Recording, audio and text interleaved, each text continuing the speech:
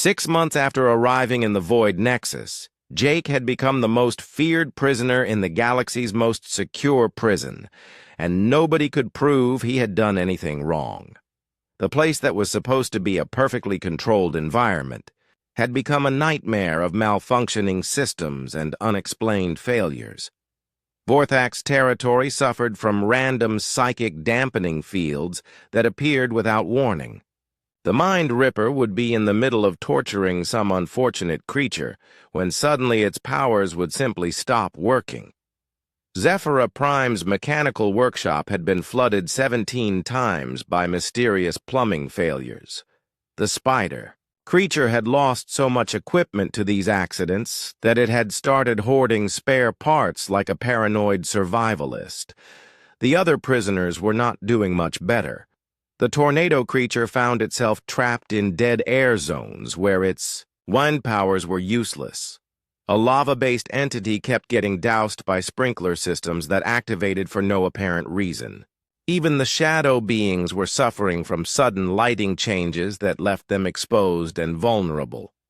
Jake watched it all happen while sitting in his favorite observation spot, a maintenance alcove that the prison's sensors had trouble detecting.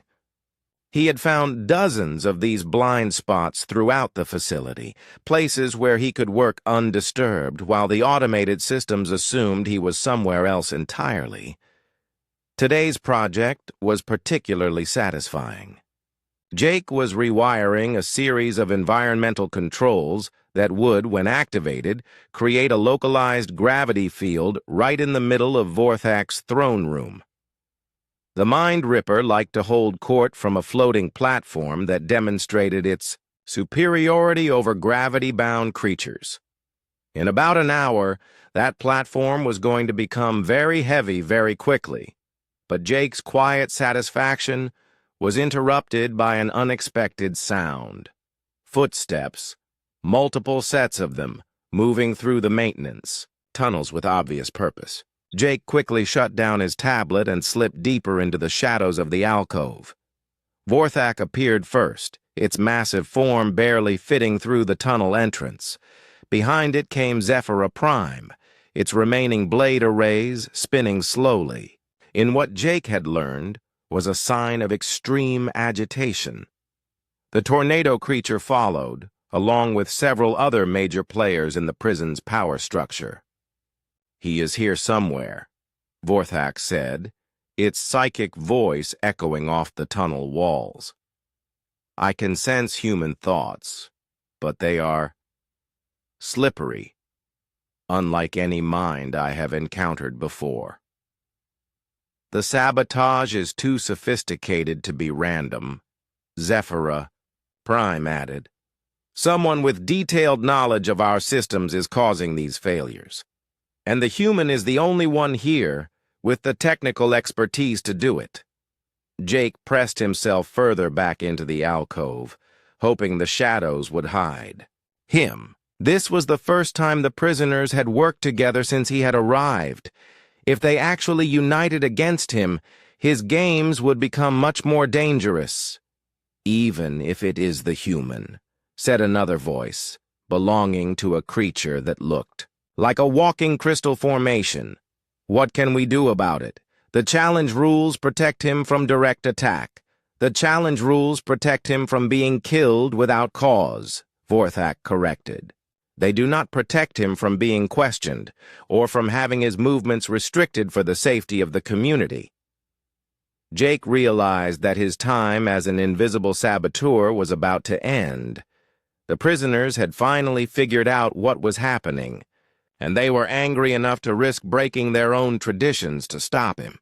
He could try to run, but there was nowhere to go in the Void Nexus. Eventually, they would corner him, and then his only advantage would be gone, unless he turned the situation completely around. Jake stood up and walked out of the alcove, his hands raised in a gesture of surrender. "Looking for me?" he asked cheerfully. The effect was immediate and dramatic. Vorthak spun around with surprising speed for something so large, its claws extending as it prepared to attack. Zephyra Prime's blades began spinning faster, creating a high-pitched whine that echoed through the tunnel. The other creatures tensed for violence, but none of them moved to attack. "Clever little human," Vorthak said. "You have been hiding in the shadows while our domain falls apart around us. Did you think we would not eventually discover your game?" "I was not hiding," Jake replied. "I was working. And before you decide to tear me apart, you might want to know exactly what kind of work I have been doing." Jake pulled out his tablet and activated the display. The screen showed a detailed schematic of the prison's power grid, with dozens of modifications highlighted in red. "For the past 6 months, I have been learning how this place really works, and I have made some very interesting discoveries." Zephyra Prime leaned forward, its mechanical mind immediately recognizing the complexity of the diagram. "These modifications are far more extensive than we realized. You have been manipulating the entire infrastructure." "Not just manipulating," Jake said. "Improving. See, the aliens who built this place designed it to make you miserable. Every system, every control, every environmental setting was chosen to cause maximum discomfort and conflict. But they made one mistake. They designed it for alien psychology, not human psychology." Vorthak's eyes narrowed to glowing slits. "Explain," Jake grinned and tapped a few commands into his tablet. Throughout the tunnel, hidden speakers crackled to life, and suddenly the prisoners could hear everything that was happening in the prison's central control room. Alien voices were discussing the situation in worried tones, and the conversation was not encouraging. "The dimensional matrix is destabilizing," one voice was saying. "Power fluctuations in the pocket dimension are affecting the anchor points in normal space." "How long before complete system failure?" asked another. "At current deterioration rates, perhaps 6 months, maybe less." Jake turned off the speakers and looked around at the stunned faces of his fellow prisoners. "The aliens think their perfect prison is falling apart because of natural system degradation. They have no idea that someone inside is actively taking it apart piece by piece." "You are destroying the prison," Zephyra Prime said, its voice filled with something that might have been admiration. "But why? If the dimensional matrix fails, we will all die." "Will we?" Jake asked. "Or will we just end up back in normal space when the pocket dimension collapses?" "See, that is another thing I figured out. This place is not really a separate dimension. It is more like a bubble attached to regular reality. If the bubble pops, everything inside it gets pushed back to where it came from." The implications hit the prisoners like a physical blow. They had spent years accepting that escape was impossible, that they would die in this place. Now a human maintenance worker was telling them that freedom might be only months away. But Vorthak was not convinced. "Even if you are correct about the dimensional matrix, the aliens will simply rebuild the prison. We will be recaptured before we can escape." Jake's grin grew wider. "That is where things get really interesting. See, I have not just been breaking the prison, I have been learning how to control it, and I think it is time for a demonstration." Jake entered a complex series of commands into his tablet. Around them, the tunnel began to change. The walls shifted and reformed, creating new passages that led in directions that had not existed moments before. The lighting changed from harsh white to a warm golden glow. The air itself seemed to become fresher and more comfortable. "Welcome to the Void Nexus, Human Management Edition," Jake said. "I cannot get us out of here yet, but I can make our stay a lot more pleasant. The question is, are you interested in working with me, or do you want to keep fighting over scraps while I tear this place down around your ears?" The prisoners looked around at the transformed tunnel, then back at Jake. For the first time since he had arrived in the prison, he saw something in their eyes that was not contempt or amusement. He saw respect. And maybe, just maybe, he saw hope. The fight with the floating brain lasted exactly 3 seconds. The creature charged at Jake with its spinning blades extended, expecting to cut him into pieces before he could react. But Jake had spent years working around dangerous machinery, and his reflexes were faster than the monster expected. He dropped to the ground, rolled sideways, and triggered his plasma cutter in one smooth motion. The beam sliced through the creature's lower blade assembly, sending it spinning off balance. Before it could recover, Jake reached up and touched its surface with his gloved hand. "I win," Jake said simply. The crowd of prisoners stood in stunned silence. Vorthak was the first to speak, its voice filled with something that might have been respect. "Clever little human. You used its own speed against it. Perhaps you will be more entertaining than we first thought." Jake stood up and dusted off his uniform. The floating brain was making angry buzzing sounds as it tried to rebalance itself with its damaged blade array. "The rules were simple. First to touch wins. I touched it." "Indeed you did," Vorthak said. "You have earned the right to exist here without interference. But I suspect you will find that existence in the Void Nexus is not as pleasant as you might hope." Over the following days, Jake learned exactly what the Mind Ripper meant. The prison. Dimension was not just a place to hold dangerous criminals. It was designed to be a punishment that never ended. The environment constantly shifted and changed, keeping the prisoners off balance. Food appeared randomly from dispensers built into the strange buildings, but never enough to satisfy everyone. The weather changed without warning, going from comfortable to freezing to burning hot in a matter of minutes.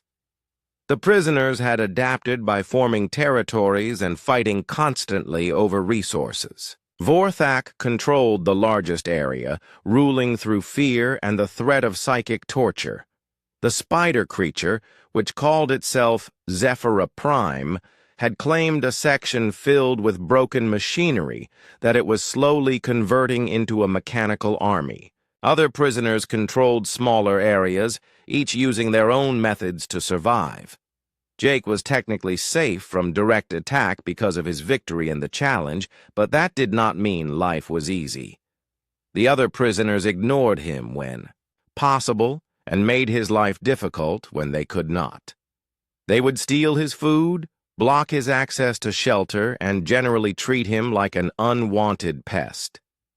But Jake had advantages that the prisoners did not recognize. His work as a maintenance engineer had taught him to see patterns that others missed. While the aliens who built the prison thought they had created a completely unpredictable environment, Jake began to notice that the changes followed logical rules. The food dispensers operated on a schedule that could be calculated. The weather. Changes followed patterns based on the emotional state of the prisoners. Even the shifting architecture had underlying principles that could be understood. More importantly, Jake realized that the prison's automated systems were designed around alien psychology.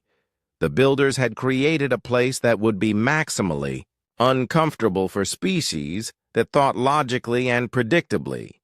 But humans did not always think logically, and that made them much harder for the system to control. Jake began small experiments. He would move objects around and watch how the environment responded. He would deliberately trigger certain emotional states and observe how the weather reacted. Slowly, carefully, he began to map out the invisible rules that governed their prison. The breakthrough came when he realized that the food dispensers were connected to a central system that monitored the prisoners' behavior. The system was designed to create conflict by providing food in ways that would force the prisoners to fight over it. But the monitoring was based on visual observation and movement tracking, not on actual intelligence gathering. Jake began moving through the prison in patterns that confused the monitoring system. He would walk in seemingly random directions, making it look like he was wandering aimlessly when he was actually following carefully planned routes. He would sit motionless for hours in spots where the cameras could not see him clearly, making the system think he had disappeared. The results were subtle but significant. Food dispensers began activating at slightly different times. Environmental controls started responding to inputs that were not quite what they were supposed to be. Small glitches began appearing in the systems that managed the prison's daily operations. The other prisoners noticed the changes, but could not figure out what was causing them. Vorthak's territory started experiencing unexpected temperature fluctuations. That made it difficult for the Mind Ripper to maintain its psychic powers. Zephyra Prime's mechanical workshop began suffering power interruptions that interfered with its construction projects. "Something is wrong with this place," the spider creature complained during one of the daily food gatherings. "The systems are becoming unstable." "Perhaps the wardens are testing new control methods," suggested another prisoner, a creature that looked like a living tornado made of teeth and claws. Vorthak's many eyes swept across the gathering, pausing briefly on Jake before moving on. "Or perhaps someone among us is not what they appear to be." Jake kept his expression carefully neutral, but inside he was smiling. The Mind Ripper was suspicious, but it had no proof. Jake's activities were too subtle to detect directly, and his human psychology made it difficult for the psychic creature to read his thoughts clearly. The small successes encouraged Jake to become more ambitious. He began mapping out the prison's infrastructure in detail, looking for critical points that could be exploited. The place was incredibly complex, with systems layered upon systems in ways that made no logical sense. But Jake had spent his career working on alien technology that made no logical sense, and he was very good at finding the patterns hidden underneath the chaos. The prison's power grid was the key. It was designed with multiple redundancies and fail-safes, but like all complex systems, it had weak points. Jake identified 17 critical junctions that, if disrupted in the right sequence, would cause cascading failures throughout the entire network. The first test was small. Jake caused a minor power fluctuation in one section of Vorthak's territory, just enough to disrupt the Mind Ripper's meditation cycle. The creature spent hours searching for the cause, growing increasingly frustrated as it found nothing wrong. The second test was larger. Jake triggered a series of environmental control failures that caused Zephyra Prime's workshop to flood with condensation, ruining several of its mechanical projects. The spider creature tore apart half its equipment looking for sabotage, but found only normal wear and malfunction. By the time Jake was ready for the third test, the prison's population was in an uproar. Prisoners who had coexisted peacefully for years were accusing each other of sabotage.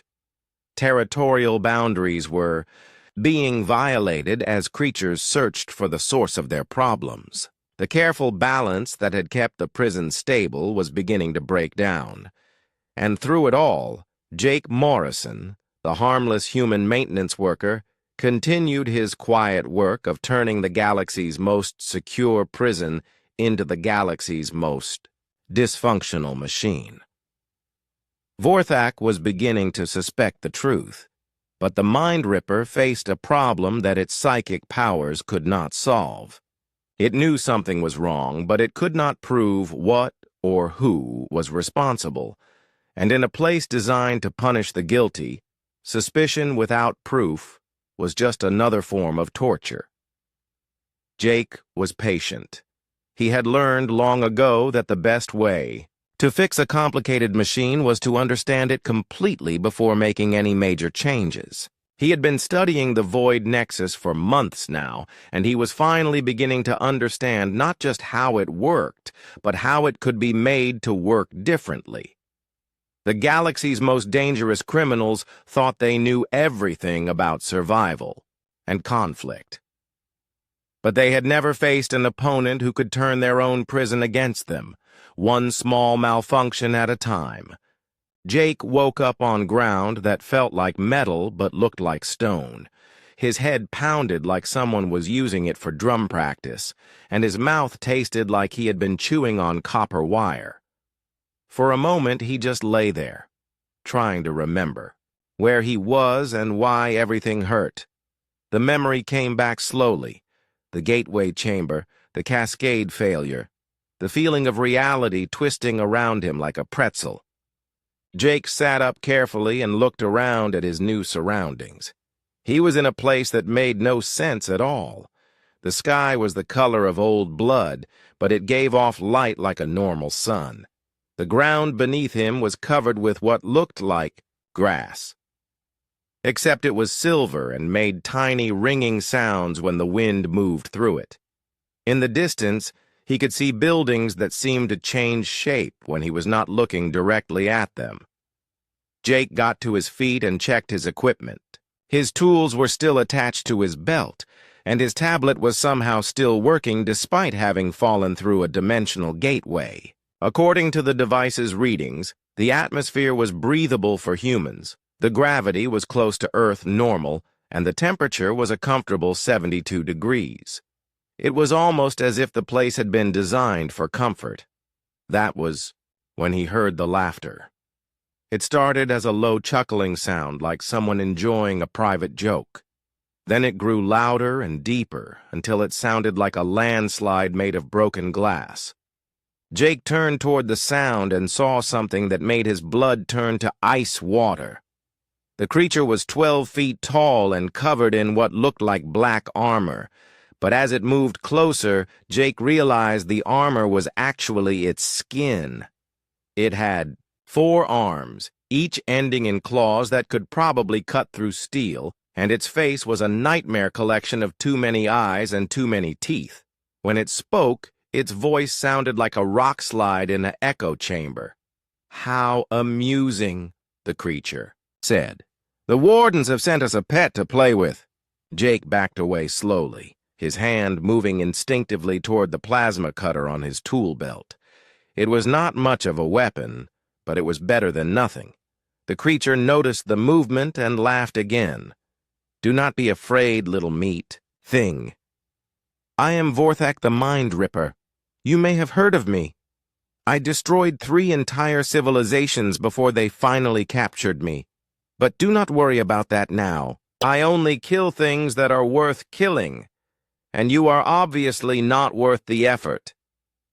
More shapes began to appear from behind the shifting buildings. Jake counted at least 20 different creatures, each one looking like it had stepped out of someone's worst nightmare.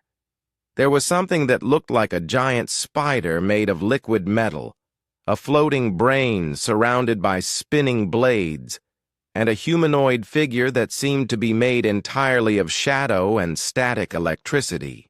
"Fresh meat," said the spider thing in a voice like grinding gears. "It has been so long since we had anything new to torment." "It looks weak," added the floating brain. "Probably will not last more than a few hours." Jake realized that he was surrounded by the prisoners the Void Nexus had been built to contain. These were the most dangerous beings in the galaxy, creatures that had committed crimes so terrible that the combined civilizations of 12 different species had worked together just to build a prison strong enough to hold them, and somehow he was trapped in here with them. "I think there has been a mistake," Jake said, trying to keep his voice steady. "I'm not supposed to be here. I'm just a maintenance worker." Vorthak leaned down until its horrible face was only inches from Jake's. The creature's breath smelled like sulfur and rotting meat. "There are no mistakes here, little human. The gateway only opens one way. Once you are in the Void Nexus, you stay in the Void Nexus. Forever." The Mind Ripper straightened up and gestured with one of its 4 arms.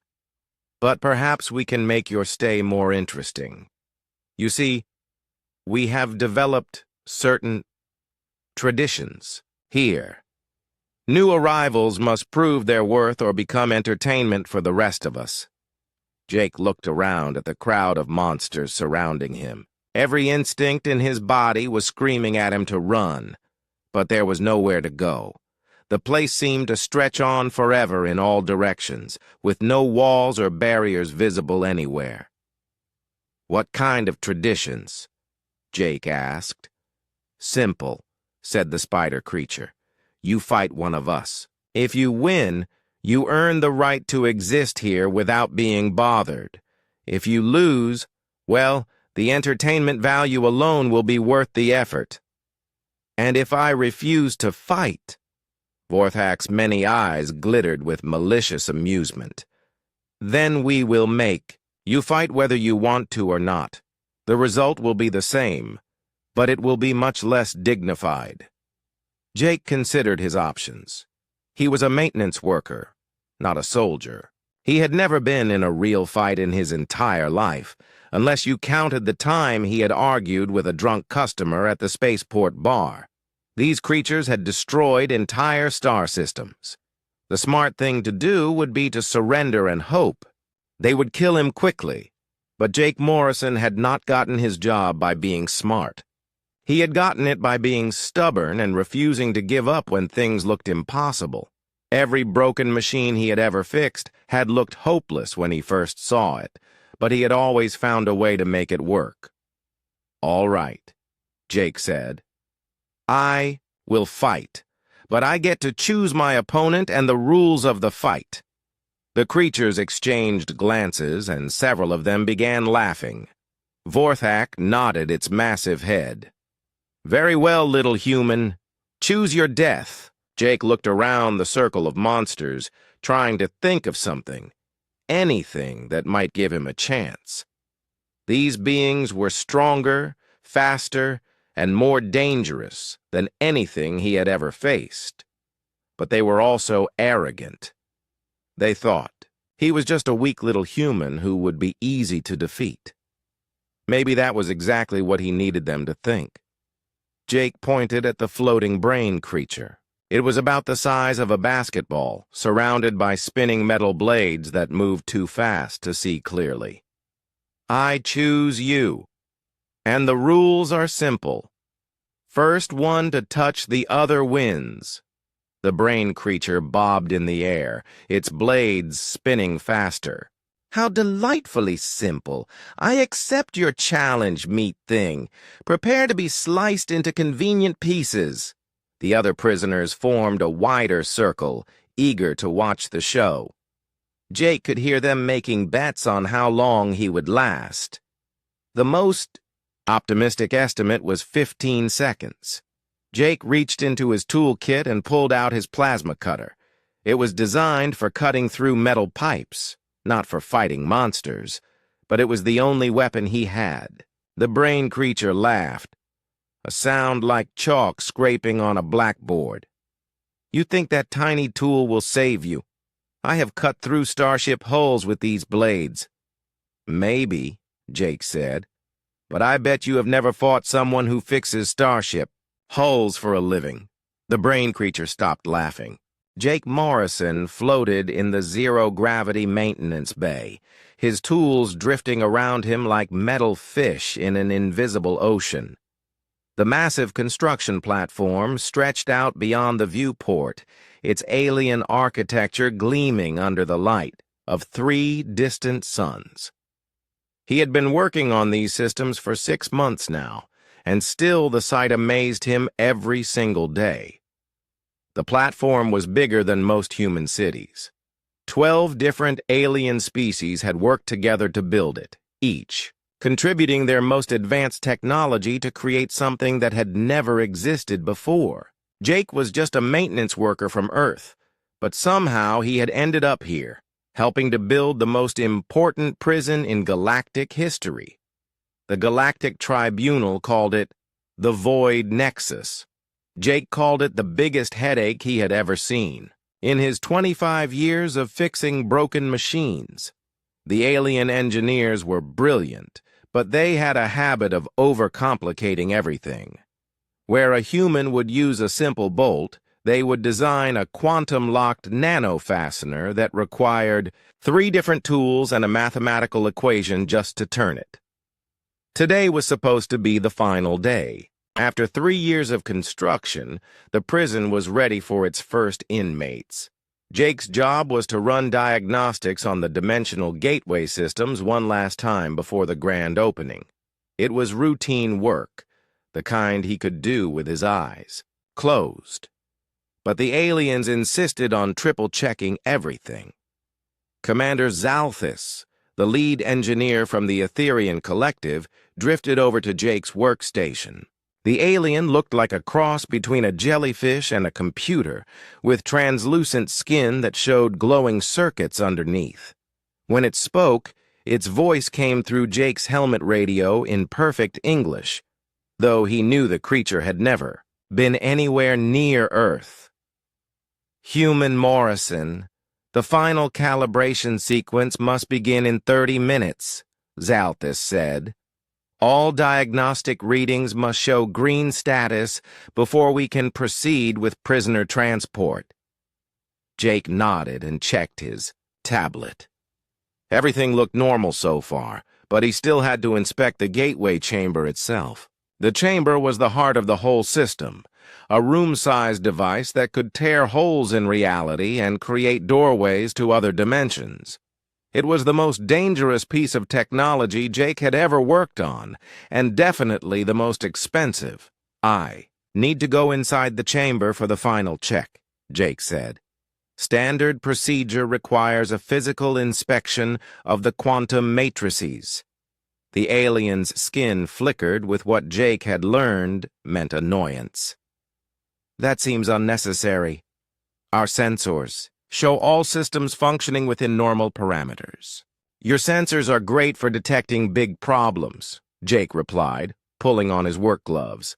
"But sometimes the little problems are the ones that kill you. I've seen quantum matrices fail because of a loose connection that was too small for sensors to detect." Zalthis made a sound like water bubbling through a drain, which Jake had learned was the Etherian equivalent of a sigh. "Very well, but please be efficient. The tribunal members are eager to begin the transfer process." Jake gathered his tools and made his way to the gateway chamber.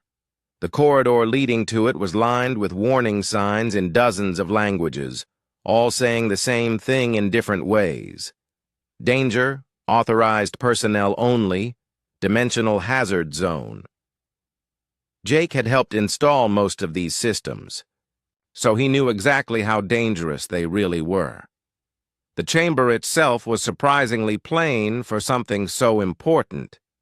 It looked like a large metal room with walls covered in circuits and blinking lights.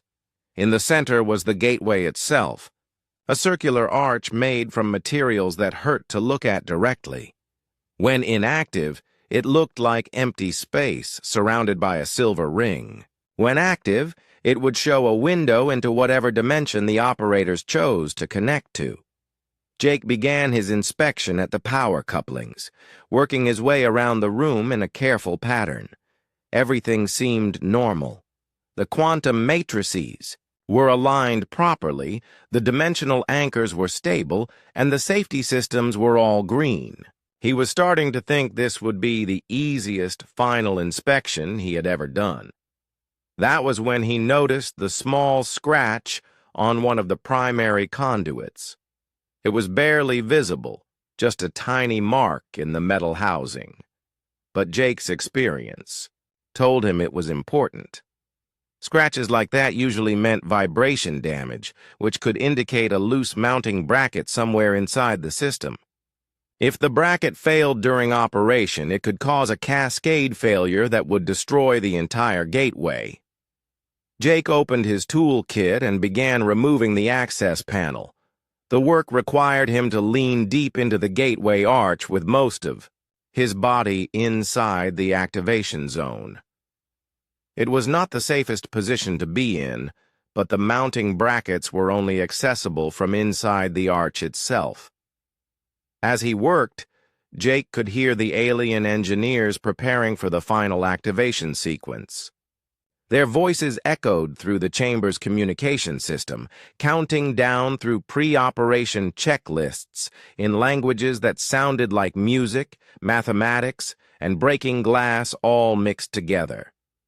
The mounting bracket was indeed loose, held in place by only 2 of its 4 quantum bolts. Jake began tightening them, working carefully to avoid damaging the delicate components around them. This was exactly the kind of problem that sensors would miss, but could cause catastrophic failure during operation. Dimensional matrix charging came an announcement over the speakers. All personnel clear the gateway chamber for final calibration sequence. Jake was almost finished with the bracket. Just 1 more bolt to tighten, maybe 30 seconds of work. He keyed his radio to respond, but the words never came out. Something went wrong with the power systems. Instead of the gradual charge-up that was supposed to happen, every circuit in the chamber suddenly lit up like a Christmas tree. Alarms began screaming, and Jake could hear alien voices shouting in panic over the communication channels. The gateway arch around him began to glow, and Jake felt a pulling sensation, as if gravity had suddenly decided to work sideways. He tried to back out of the arch, but the dimensional field was already forming, and it held him like invisible quicksand. "Emergency shutdown," someone was yelling over the radio. "Cascade failure in the quantum matrices, initiating containment. Protocols." Jake felt reality twist around him like a wet towel being wrung out. The chamber, the platform, the 3 suns outside the viewport, all of it began to stretch and bend until it looked like a painting that someone had smeared with their thumb. The last thing he heard before everything went dark was Zalthus's voice, distorted by the dimensional distortion but still understandable. "Human Morrison, respond immediately. Jake Morrison, do you copy?" Then the darkness swallowed everything, and Jake Morrison fell through a hole in the universe into a place that was never meant to exist. Warlord Zak Thul stood frozen in the energy barrier while ancient voices spoke to him in his own language. The extinct civilizations had left their final wisdom in the computers, and their words cut through 10,000 years of Kethvar pride and aggression. For the first time in his long life, the great predator felt something he had never experienced before: fear. Jake Morrison watched as the massive alien warrior struggled with concepts that challenged everything he believed. The radiation wave. Approaching the galaxy would destroy the Kethvar Empire just as surely as it would kill every other species. All of Zak Thul's conquests and all of his strength would mean nothing against cosmic forces beyond anyone's control. "Your ancestors survived by working with others," Jake said quietly. "They understood that some threats are too big for any single species to face alone." Zak Thul's yellow eyes stared at the holographic records showing his people's forgotten history. The early Kethvar had been clever and adaptable creatures who formed alliances with dozens of other species. They had shared technology and resources to build massive shields that protected entire star systems from the radiation wave.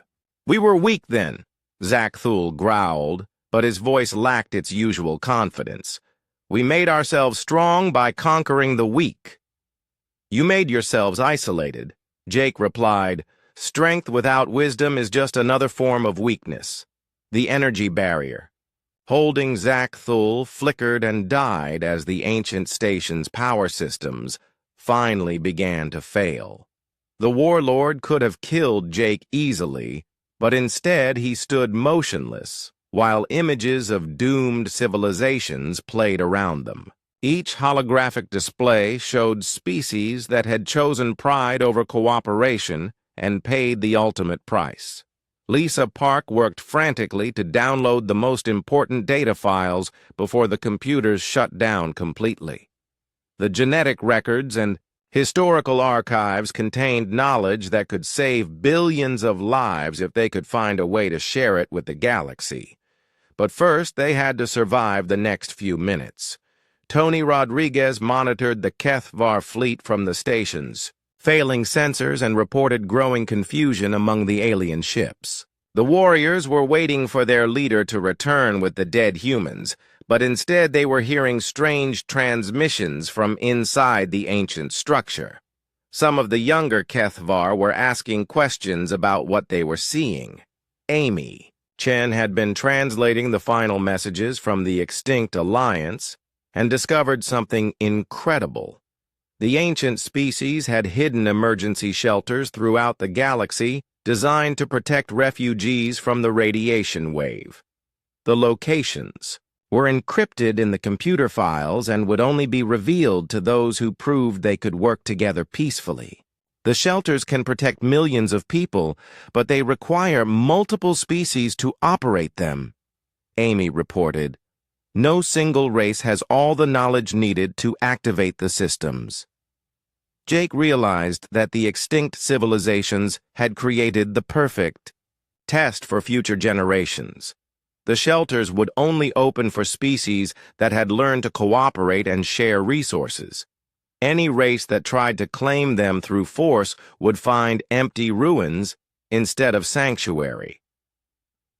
Zachthul heard Amy's words, and his massive hands clenched into fists. The great predator was facing a choice that would define the future of his entire species.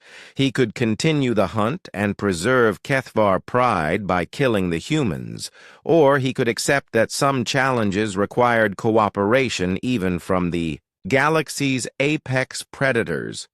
"What do you want from me, human?" Zachthul asked in a voice filled with confusion and pain. "I want you to help save everyone," Jake replied, "including your own people." The station shook as systems failed throughout the ancient structure. Emergency lights flickered, and the artificial gravity began to fluctuate, making it difficult to stand. Jake's crew gathered the most important data files and prepared to abandon the dying station, but they had nowhere to go. Zachthul made his decision, with a roar that echoed through the failing corridors. The massive warrior activated his communication device and spoke to his fleet in the HFY language. His words sent shockwaves through the assembled ships as he ordered his warriors to stand down and prepare for evacuation. "My warriors will escort you safely from this place," Zachthul said to Jake. "In return, you will share this knowledge with my science leaders." Jake felt a wave of relief, but he knew this was only the beginning of a much larger challenge. Many HFY would refuse to accept their leader's decision, and the galaxy was filled with species that had good reasons to hate and fear the predators. Building trust would take time they might not have. The evacuation proceeded with careful precision as HFY shuttles docked with the ancient station. Jake's crew was treated as honored guests instead of prisoners, and their data files were given the protection usually reserved for sacred artifacts. But Jake could see confusion and anger in the eyes of many alien warriors. Aboard Zachthul's command ship, Jake met with the warlord's science advisors and shared the ancient records about the approaching radiation wave. The HFY scientists were brilliant, but they had focused their knowledge on weapons and conquest instead of cooperation and survival. They needed help from other species to understand the cosmic threat. "How long do we have?" asked the chief scientist after studying the radiation data. "Less than 50 years according to these calculations," Lisa replied. but we need to start preparing immediately. Jake proposed something that had never happened in galactic history. A council meeting between representatives of all intelligent species, including those the Kethvar had conquered and enslaved. The goal would be to share the ancient knowledge and coordinate survival efforts across the entire galaxy. Many Kethvar commanders refused to accept Zakthul's new alliance with the humans and declared him unfit to lead their species. A civil war erupted within the Empire as traditional warriors fought against those who believed cooperation was necessary for survival. The galaxy trembled as the apex predators turned their weapons on each other. But younger Kethvar, who had witnessed human ingenuity during the hunt, began to see wisdom in their leader's choice. They reached out to conquered species and offered partnerships instead of domination. The response was mixed, but some oppressed races were willing to work with reformed Kethvar against the cosmic threat. Jake found himself serving as an unlikely diplomat, traveling between hostile species and translating not just languages but entire ways of thinking. Humans became bridges between predators and prey, helping former enemies understand that survival required setting aside ancient grudges and working toward common goals.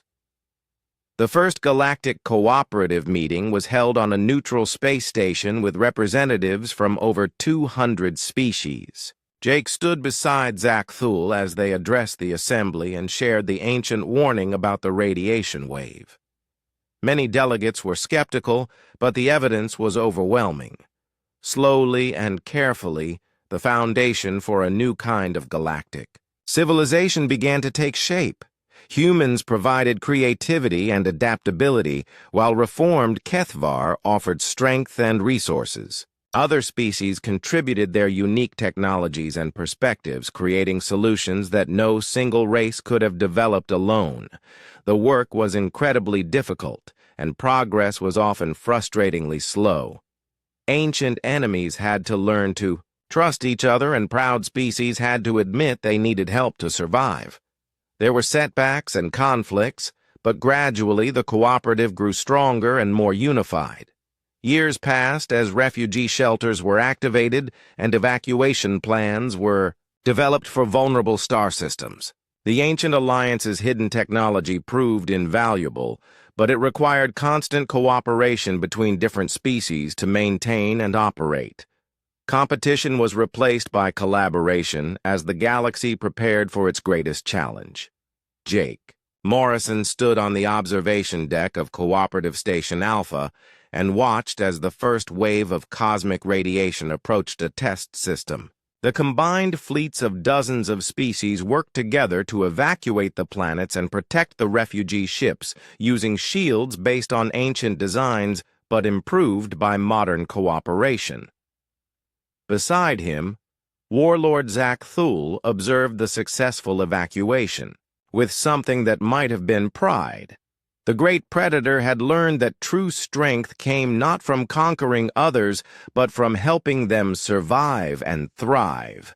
His people were still mighty warriors, but now they fought alongside former enemies against a common threat. "Why did you bow to me that day?"